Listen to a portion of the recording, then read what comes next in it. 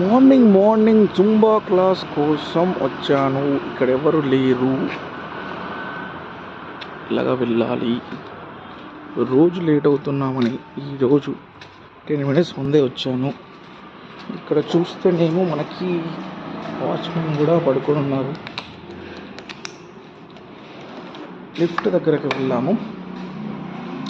లిఫ్ట్లోకి వెళ్ళి మనమే first Zumba క్లాస్కి వచ్చామని ప్రౌడ్గా చెప్పొచ్చు.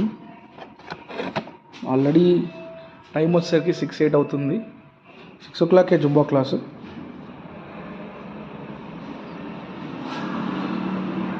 లిఫ్ట్ కోసం వెయిటింగ్.